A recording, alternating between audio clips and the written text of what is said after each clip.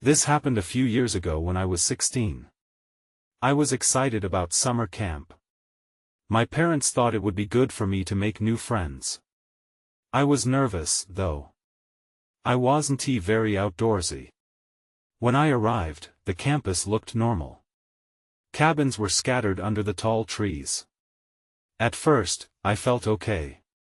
That first night, I was trying to sleep. I heard rustling outside my cabin. It was soft at first, just leaves moving. But then it got louder, like something was moving quickly. I peeked outside. I saw a shadow darting between the trees. My heart raced. I thought it might be a raccoon. Maybe it was nothing. Still, I felt uneasy. The days went on, and I started hearing whispers. It was strange. There was never anyone around when I listened closely. I asked the other campers if they heard it too. They laughed and said I was being paranoid. I didn't think I was. I felt like I was standing on the edge of something creepy. I remembered campers talking about a lost child who disappeared by the lake years ago. But I shrugged it off. It was probably just a story, right? Then I saw odd markings on some trees. They looked like strange symbols, almost like scratches. I tried to show them to my new friends, but they rolled their eyes. They treated me like I was imagining things. It made me feel even more alone. I didn't want to seem dramatic, but something didn't feel right. I felt cold when I looked at those trees. One night, we sat around the campfire. No one wanted to talk about the lost child. There was tension in the air. I asked about it, and everyone fell silent. I could feel their eyes on me. Someone finally whispered, "It's just a story." But I could tell they weren't sure either. By the last night, I was really on edge. I kept thinking about the shadow and the whispers. I woke up, feeling like I was being watched. I sat up and listened. I thought I heard someone calling my name from outside. I was terrified but curious. I wanted to see, then I saw a figure standing just beyond the tree line. It was too dark to make out what it was. My heart pounded in my chest as I squinted. I wanted to call out, but I felt frozen. Finally, I blinked, and when I opened my eyes, the figure was gone. I was confused. Was it just my imagination? I didn't know what to think. I didn't get much sleep that night. Every sound outside made me jump. I kept thinking about that shadow. Now, even after all these years, it still bothers me. What was really out there? I still have no answers. The next morning, I felt drained but determined to shake off the previous night's fear. Breakfast was chaotic. Campers laughed and joked, but the sound felt distant to me. I couldn't stop replaying the shadow in my mind. I needed to talk to someone, find a way to make sense of it all. After breakfast, I found Mia by the lake. She had been friendly enough and seemed open to listening. "Hey, can we talk about last night?" I asked, my voice barely masking the urgency I felt. "Sure, what's up?" she said, looking at me curiously. I started telling her about the sounds, the whispers, and the figure. As I spoke, I watched her expression change from curiosity to unease. "You're not the only one who felt odd here," she admitted. "I've heard the whispers too." Relief rushed through me. "You did?" I needed to know more. "What do you think it is?" "I don't know," she replied, glancing around. Her eyes were wide. "But I overheard something last night." A couple of the older campers were talking about things happening in the woods. They said it's all connected to the lost child. I felt a chill. "What do you mean?" My heart raced again, not wanting to hear but needing to know. "They mentioned symbols on trees, like the ones you saw. They said some people think it's like warning signs or I don't know, like a mark of something that shouldn't be disturbed." Fear wrapped around me like a cold blanket. "Why didn't you say anything before?" "I didn't know you felt the same way." I thought they were just campfire stories. She looked down. But I don't want to stick around if something's really happening. I nodded, feeling that weight of dread again. Maybe we should tell someone, I suggested. But as I said it, the doubt crept back in. Who would believe us? Our conversation was cut short when a loud scream echoed from the direction of the woods. Both of us turned toward the sound, our hearts racing. We dashed toward the noise, pushing past campers who stood staring in confusion, then everything went still. I reached the edge of the trees and saw a small group of campers gathered. They were looking at something on the ground. I couldn't see what it was yet. What happened? I shouted, trying to push through. As I got closer, I saw it. Something dark and twisted lay on the ground. It looked like it had been torn from something, like a piece of clothing. It was splattered with dirt. A sense of dread washed over me. It wasn't just a story anymore, when I noticed the symbols on the trees surrounding us. They were the same ones I had seen before, etched deeply into the bark, almost glowing in the dim light. My pulse quickened as realization hit me. I wasn't imagining things. Just then, from somewhere deeper in the woods, I heard a faint whisper again, clearer this time. Help me! I stumbled back, panic welling inside me.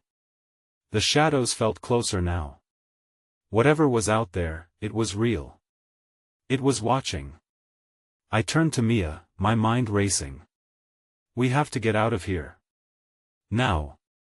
But as I looked around, I realized something. The others were frozen, staring at the ground, like they couldn't move. How many more were affected by this dark presence? And what was waiting for us in the woods? Chapter 2, The edge of the forest. Grabbed Mia's arm, pulling her away from the crowd. We can't just stand here, I urged, feeling the urgency in my bones. But she hesitated, her gaze still glued to the ground where the campers stood. Mia, please. My voice cracked, a surge of desperation pushed me forward, dragging her along. We have to warn someone. As we ran, the whispers swirled around us, almost mocking. Help me! The voice felt colder now, a sinister call that made my skin crawl. I didn't want to listen, but I couldn't ignore it either.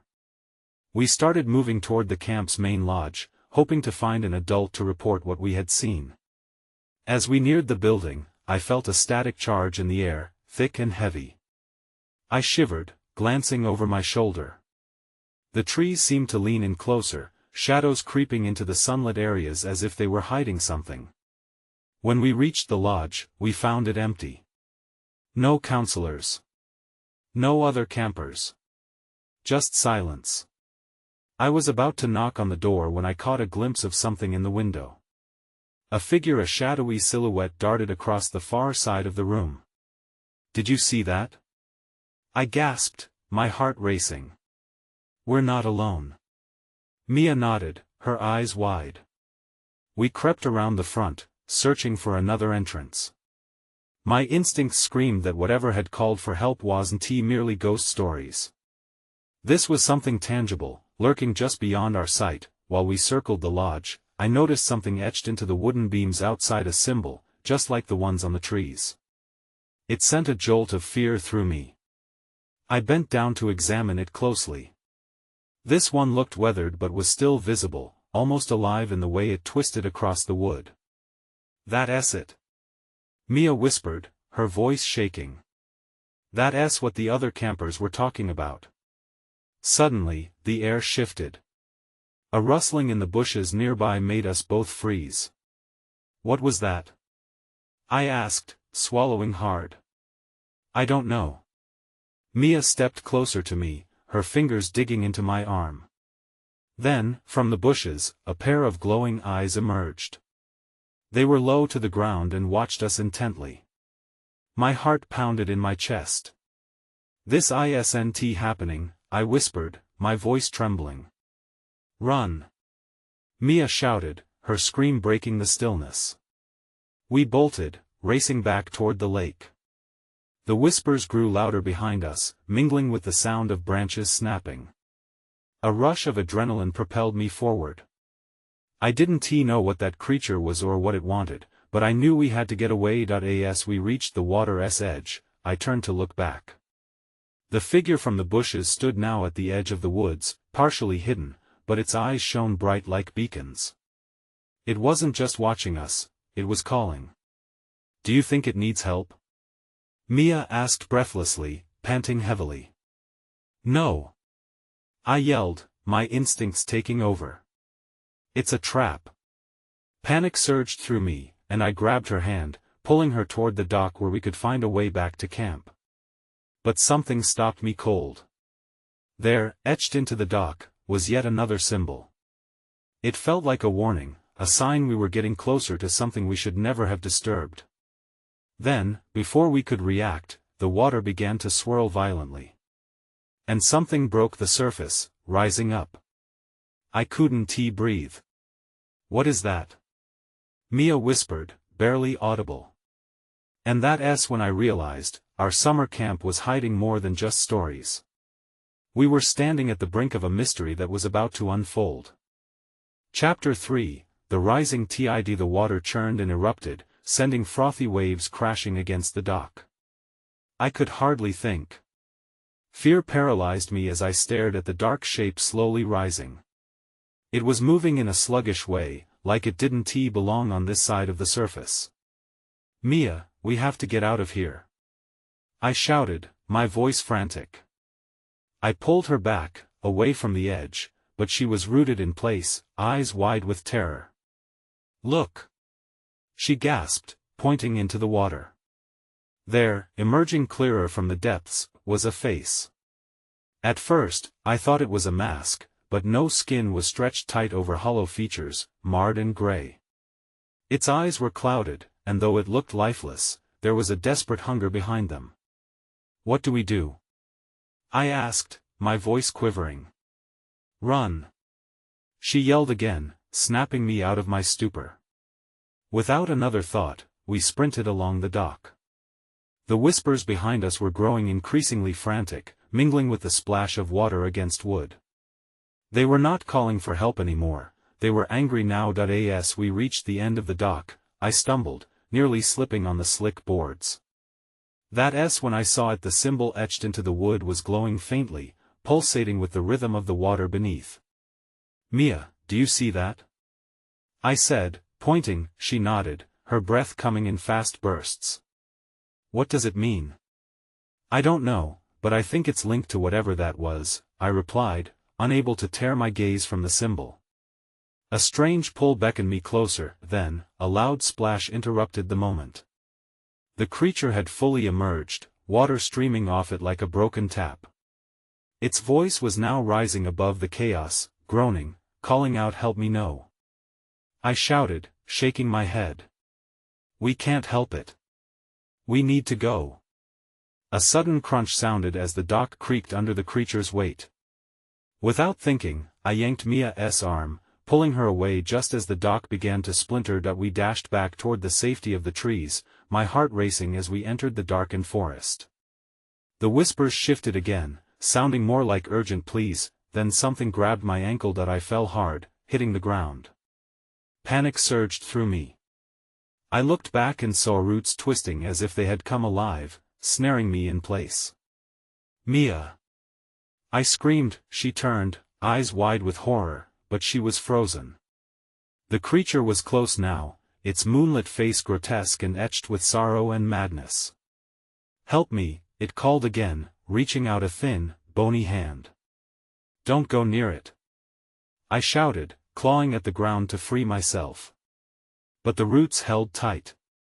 Just then, something heavy thudded beside me, and I jolted in surprise. A gnarled branch, a weapon? I grabbed it, swinging at the roots and breaking the grip they had on me. Mia took a step backward. "What do we do?" "Keep running. Now." With the stick in hand, I bolted to my feet, yanking Mia along as I pushed through the brush, ignoring the whispers growing increasingly louder. The forest felt alive, buzzing with energy, and danger lurked behind every tree. "Where are we going?" Mia asked, between breaths. Anywhere but here, I replied, glancing over my shoulder. That's when I saw it again, a shadow flitting through the foliage. I fought the rising tide of panic in my chest. Whatever this was, it was relentless. Then I made a decision. We had to find a place to hide somewhere to regroup and think. We needed answers. We can't just run forever, I declared, my heart racing. Mia nodded, fear etched on her face. What if it finds us? I'll make sure it doesn't. I spotted a large tree with a hollowed trunk. It wasn't much, but it could shield us for a moment. Over there, I said, pointing. Just as we dashed for the tree, everything went dark. Chapter 4, In the shadowy woke up disoriented. The air felt thick and heavy around me. The tree trunk loomed over us, its hollow cavity a dark sanctuary against the chaos outside. I blinked, forcing my eyes to adjust to the dim light, barely filtering through the leaves above. Mia? I whispered, my voice trembling. Are you okay? There was no response. Panic clawed at my throat as I turned to search for her. Then I felt a light touch on my shoulder. Sorry, I was just thinking. She looked pale, her eyes darting as if they could see beyond the shadows. Thinking? About what? I asked, heart racing. I was still aware of the whispers faintly echoing around us. They felt closer now, almost pressing in like the trees themselves were listening. About that thing. Her voice barely rose above a whisper. What was it? I don't know, I replied, rubbing my temples. But whatever it is, it wants something. Suddenly, the familiar voice peeked through the darkness, drifting toward us, pleading. Help me. Mia flinched and squeezed my hand tighter. We can't stay here, she said urgently. It'll find us. Let us just wait a minute, I said, sensing we needed a plan. We'll listen. Maybe we'll hear what it wants. I leaned against the tree, grounding myself. The whispers rose and fell, a strange rhythm like waves crashing at the shore. Then, through the cacophony, I picked out another sound, a thumping, heavy and slow. My heart dropped. Do you hear that? I asked, eyes wide. Mia nodded, fear painted on her features. What is it? Before I could respond, a shadow passed by, tall and looming among the tree trunks. The thumping grew louder and closer. I gripped the branch tighter, ready to fight if we had to. Stay quiet, I hissed. The shadow paused, and then retreated. I felt relief wash over me for just a moment. But then, a sound broke through the silence. Leaves crunching and weeping. Help me. The voice now sounded different, eerily familiar. Mia, I said slowly. It sounds like someone we know. Her face went pale. No, it can't be. I ducked lower, pressing against the tree, straining to listen. A figure began to materialize, treated as if made of shadows and fog. The features came into focus: a friend from camp, Noah, who had gone missing days ago. Noah? I blurted out, hope mingled with dread. Mia, we need to go, she whispered urgently, but I couldn't tear my gaze away. Noah, is that you? I called out hesitantly. His hollow eyes turned towards us, his face a mask of confusion and pain. Help me please. That's not him, Mia said, shaking her head. It's not him anymore. We have to leave. I hesitated, caught in a conflict between the urge to help and the urge to survive. Then, without warning, the shadows around Noah began to twist violently. Vines erupted from the ground, creeping and curling toward us. Mia! I yelled, grabbing her hand and pulling her to her feet. Run! The two of us dashed out from our hiding spot, but the ground beneath us trembled. We stumbled and fell, the earth constricting like a living entity. I glanced back just in time to see Noah's form slipping further into the darkness, his voice fading. Help me. As we ran, I spotted a clearing ahead. I knew we needed to move quickly. Whatever was pulling Noah into the abyss could very well turn on us next. Then I heard another faint whisper that chilled me to the bone. "You cannot escape." Everything inside me screamed to run faster. Chapter 5, the Clering. We burst into the clearing, gasping for breath. The moon hung overhead, eerily casting a silvery light that didn't seem to touch the ground. I looked around, desperately searching for somewhere to hide. The shadows still lurked at the edges of the trees, waiting. "Mia, we need to think," I said, trying to steady my breathing. "What do we do now?" Mia's eyes darted around. "We could try to climb a tree or no," I interrupted. "If we're up there, we'll be trapped. We need to find something to defend ourselves." That's when I saw it, a pile of logs stacked against one side of the clearing. I pointed. "Over there." We ran to the logs, my heart racing. I grabbed a heavy branch and handed one to Mia. "This will have to do." She nodded, tightening her grip. "We need to keep moving. Whatever that thing is, it won't be far behind." But as we turned to leave the clearing, a gust of wind swirled around us. The trees seemed to whisper louder now, angry and desperate. I felt a chill crawl up my spine. "Do you think it can follow us here?" Mia asked, her voice barely above a whisper. "Honestly? I don't know," I replied. "But we can't let it catch us." We started to move cautiously with the logs as makeshift weapons. The whispers transformed into a dissonant chorus, tension building like a storm. It was unsettling, and I tried to focus on our escape, but then I stopped. In the distance, I caught sight of a figure moving between the trees. I squinted, but couldn't make out who it was. "Mia, wait." "What?" She peered in the direction I was pointing, anxiety creeping back into her features. "Look," I said, believing it was someone. "Maybe it's another camper." As the figure stepped into the clearing, recognition hit me like a wall. It was Hannah, another girl from our group. But something was wrong. Her face was blank, her clothes torn and dirty. "Hannah!" I shouted, relief and confusion colliding. "Mia, keep your distance," she whispered, her tone soft yet cold. "You need to hide. It's coming for you." "What's happening?" I asked, but my voice sounded distant, muffled by the rising winds. Mia tugged at my sleeve, urgency flooding her eyes. "We can't trust her. Look at her, she's not herself." Before I could reply, Hannah took a step closer, and I could see her eyes. They were void, swirling like smoke. I couldn't stop it.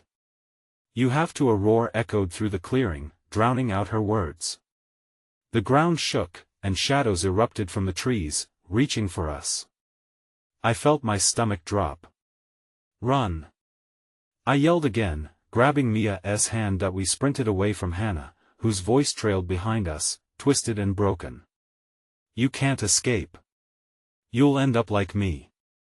As we dashed back into the trees, I could hear her cries mingling with others in the darkness. The forest felt alive and hungry. We pushed forward, using every ounce of strength we had. Suddenly, the ground opened up beneath us, a sudden ditch, muddy and deep. We had no choice. "Jump!" I yelled, leaping into it without thinking. Mia followed closely, landing hard beside me. The shadows advanced above, the rustling growing louder. I could see them silhouetted against the dim light, their grasping tendrils searching for us. "Where do we go now?" Mia panted, her face pale with fear. I glanced at the walls of the ditch, slick with mud. "We have to find a way out.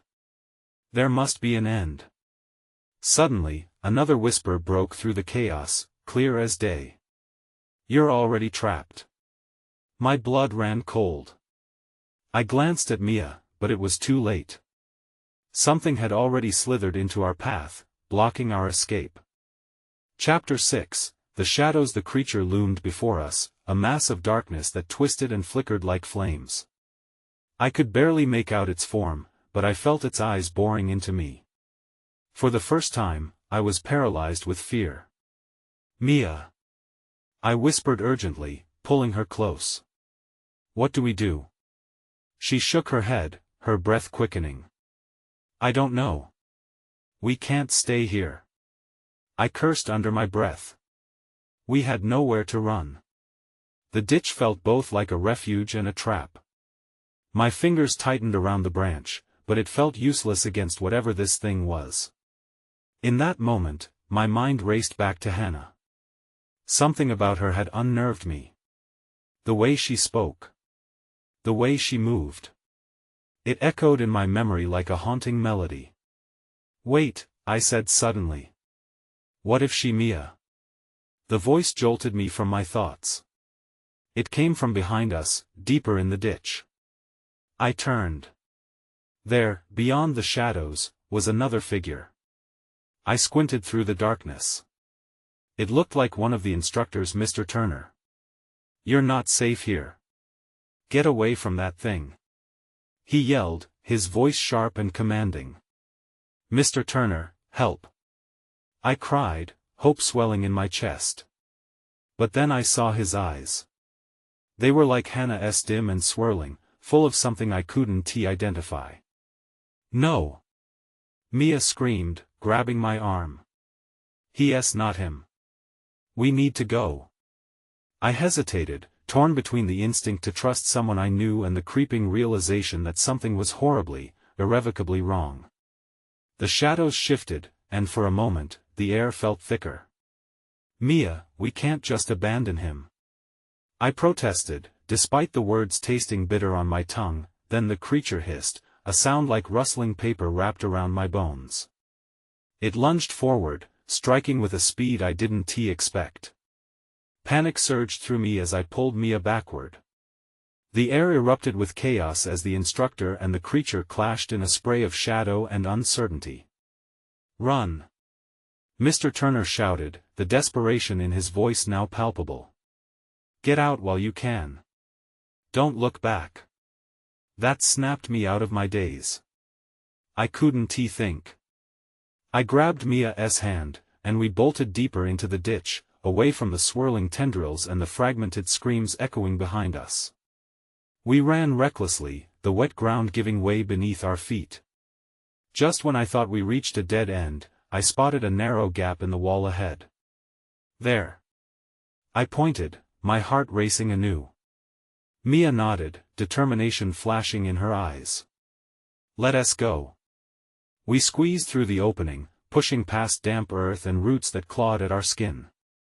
Beyond that crevice, the darkness thinned, and I dared to hope for a moment of safety, but then I heard a low growl, deep and rumbling, echoing behind us. I turned to see the shadows coiling, tightening like ropes around a tree. "Mia, faster!" I urged, scrambling forward. Suddenly, we were out of the ditch. We stumbled onto a rough trail partially hidden by shrubs.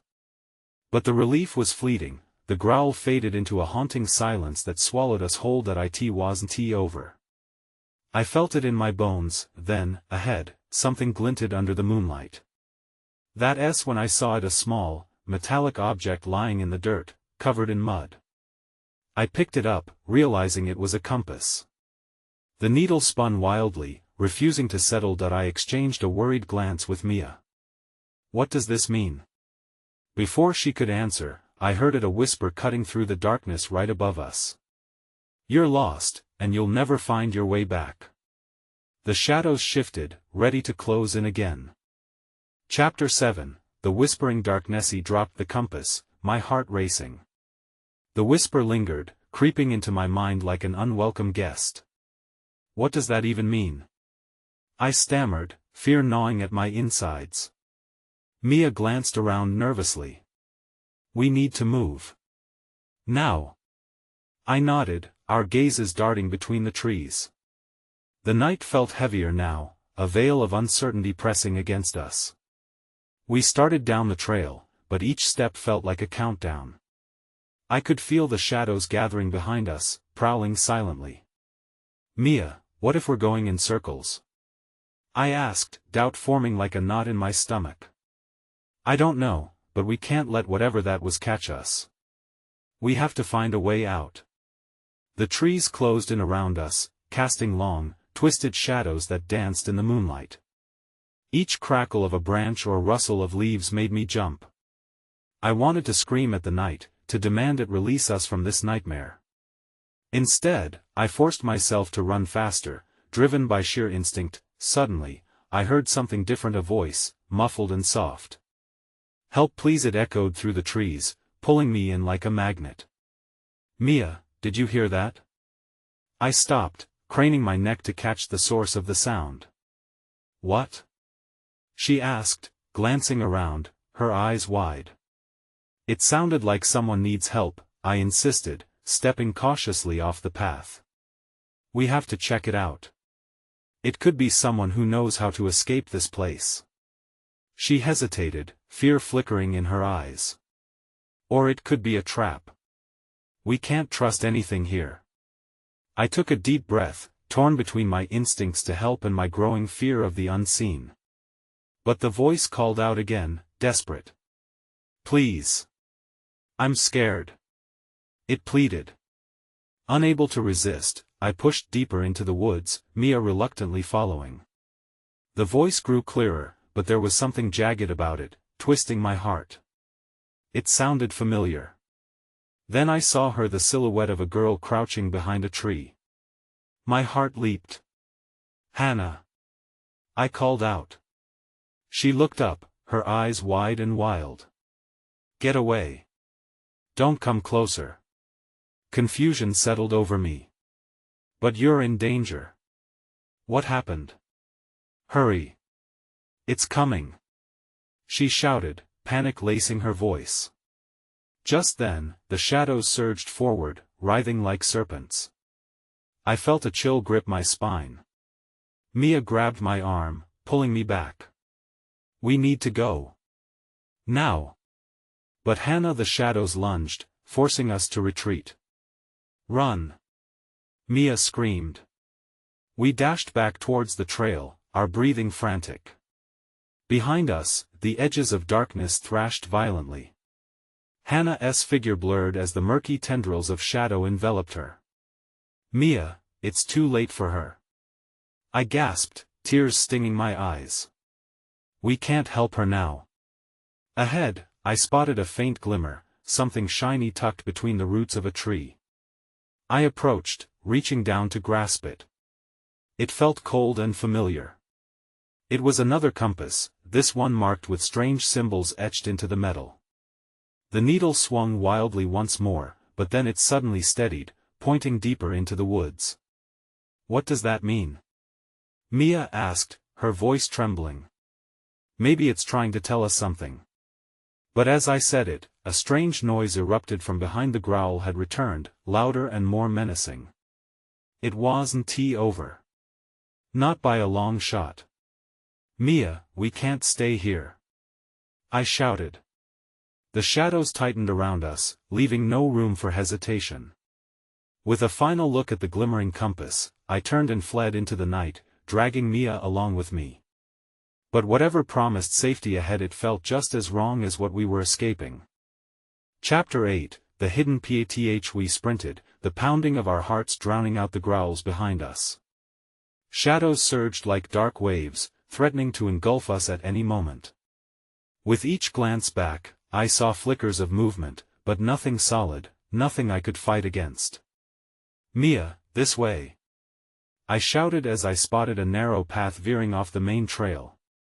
It wasn't what I wanted, more uncertainty, but we had no choice. We ducked into the thicket, the branches clawing at our clothes as if to hold us back. The underbrush was dense, but we pressed on, urgency propelling us further. Just ahead, the path opened into a small clearing, moonlight spilling across the ground like a beacon. Exhausted, we paused, trying to catch our breath. "Do you think we lost it?" Mia whispered, glancing over her shoulder. "I don't know. I hope so."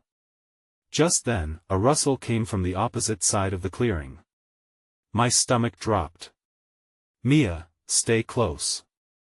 I squinted into the shadows, tension rising as a figure stepped into the moonlight. It was a boy, maybe a few years older than me, with tangled hair and dirt-streaked skin. His wide eyes were filled with a mix of fear and something else, defiance, maybe. "Who are you?" I demanded. "I'm Ben," he said, his voice shaky. "You're not the first to be here. You need to leave." "Leave? We're trying to survive." Mia shot back. He shook his head. "The shadows want you. They feed on fear. The more you linger, the stronger they get." I felt a chill creep down my spine. His words echoed in my mind. We were already so deep in this chaos. "Do you know the way out?" Ben looked troubled. "It's not that simple. This place, it's alive. It twists paths and traps you. You think you're escaping, but you just end up deeper in." Panic bubbled up again in my throat. "Then what do we do?" "We can't stay here. Follow me." "I know a place," he replied, stepping back into the shadows. "Mia, do we trust him?" I whispered, doubt creeping in again. She looked hesitant but nodded. "I think we don't have a choice." We took a deep breath and followed Ben into the darkness. He led us off the clearing, moving swiftly and purposefully. My heart raced. Each snap of a twig made me flinch. "Just keep close," he instructed. "And whatever you do, don't look behind you." As we followed him deeper, the trees grew tighter, cloaking us in a bitter darkness. Moments stretched into an eternity. Then I heard it again, a distant murmur, like a whisper riding the wind. It clawed at the edges of my sanity. "Stay with us, Mia." I yelped, panic lacing my words. "I hear it too," she said, her grip on my arm tightening as we quickened our pace. Suddenly, Ben stopped. He turned to face us, his expression earnest. "This is the turning point. If we take the wrong direction, we could be lost forever." My breath caught. "What do you mean?" He pointed in 2 different directions. "Left will take us to safety, but right, it's a trap." But before I could ask for more details, a piercing shriek cut through the silence, echoing from the right path. Everything felt wrong. "Choose!" Ben shouted, eyes wild with fear. We stood frozen, the weight of the moment crashing down on us. I felt the shadows shifting, restless and hungry. We had to make a choice, but I had no idea which way would lead to life and which to death. That's when I felt it, a gentle grip on my shoulder, too familiar and yet from nowhere. I turned slowly, dread pooling in my stomach. Hannah stood there, her voice a soft whisper, "Help me." I froze, torn between fear and an overwhelming urge to reach out to her. But then the shadows surged ominously, and I knew I had to choose. I'm going to have to make a choice, and the pressure is mounting around me. A quiet voice, trembling between fear and familiarity, nudges at my thoughts. "Help me." Hannah's words echo in my mind, and for the briefest moment, I'm tangled in a web of memories, shared laughter, the sound of her voice so bright and full. But this isn't the Hannah I remember. This is a shadow, a reflection of something that no longer exists. "Mia," I whisper, my heart pounding against my chest. "What do we do?" "Take the left path," she urges. "Please." I hesitate, glancing from Ben to Hannah. The darkness shifts around us, palpable and heavy. The shadows swirl, and a desperate scream, someone, or something calls out within it. I can't let fear consume me any longer. "Come with us." I shout to Hannah, desperation in my voice, but she falters, her figure trembling, the shadows clamoring closer. "Please, you have to save me. I don't want to be stopped." Mia yells, "We have to go now." The panic in her eyes pulls me back to reality. I nod, my decision made. We're taking the left path. Without another thought, I grab Mia's hand, and we sprint past Ben, who stares after us in confusion. The whispers grow angrier, snapping at our heels as we run. The shadows push forward, determined to keep us trapped, but I have to focus. I can't let them distract me. With each step, the forest whispers and screams meld into a haunting symphony of despair. We weave between the trees that seem to lean in closer, as if they recognize the threat. I feel breathless and raw, a wave of emotion surging past the fear. This way! I yell, spotting a faint glimmer up ahead. A trail arching up from the underbrush calls to me, light trickling through the branches, the first sign of possible escape after what felt like an eternity. We burst into the clearing, halted by the night sky stretched out before us, shimmering. But my relief is cut short. The shadows still gather at the edge, relentless in their pursuit. They're coming! Mia shouts, panic leaping in her eyes. I close my eyes for a second, shaping a plan. We can't go back now. We have to keep moving. We scan the perimeter and spot an old wooden cabin looming in the distance, dilapidated and almost obscured by thick vines. What if it's worse in there? Mia asks, chewing on her lip nervously. No worse than this. I grab her hand, and together we sprint toward the cabin. Every fiber of my being screams for us to get inside, away from the encroaching darkness. As we reach the door, I shove it open, only to be greeted by an unbearable chill. The interior is dark and musty, furniture covered in dust, and remnants of lives left forgotten. The faint glint of light dances through a shattered window, illuminating an old table with more of those strange symbols etched into its surface. This place feels wrong, Mia whispers, clutching my arm. Yeah, but it's better than the alternative, I reply, trying to project confidence I barely feel. As I close the door behind us, the unsettling noise from outside dims, but not for long. Is it just me, or is there something inside too? Mia whispers, her voice trembling that I strain to listen, and then I hear it, a low growl, resonating in the space around us. It's as if the shadows have found their way in. We back away, pressing against the wall, ready to defend ourselves with whatever we can salvage from the contents of the cabin. Then a voice, softer this time, barely a murmur, help me. With a jolt, my heart sinks, flooded with recognition. It's not just noise, it's a plea. But is it real, or merely a trick of the shadows? I can't be sure. In this cabin, time feels distorted, every second stretched thin, panic tickling the edges of my consciousness. The shadows gather and pulse at the door, seething, a mass of fear incarnate. Suddenly, I grasp the compass again, fumbling in my pocket blindly. The needle spins erratically, my heart racing along with it, telling me to get out, yet also drawing me farther into the unknown. We're trapped, Mia murmurs, her voice breaking. It's coming. I take a deep breath, staring at the light glinting off the compass. As much as I want to believe it might lead us safely out, I know that nothing here is certain. I need to keep moving. Perhaps there's another way out, I say, shaking off my fear. We can't stay here for long. The growl morphs into a roar, shaking the walls. The shadows spill in, a rush of darkness, pulling me toward the door. I grab Mia's hand tightly. We fight together or not at all, I call, steeling myself with resolve, barreling toward the overwhelming presence threatening to swallow us whole. Whatever lay ahead, safety or doom, I refuse to buckle under the weight of fear any longer. As I push through the door and into the night again, one final thought lingers: some mysteries will never unveil, but we have to keep moving, regardless of the shadows chasing us. The night is eerily silent, but I feel their anger lingering, waiting. In this world, the truth feels bittersweet.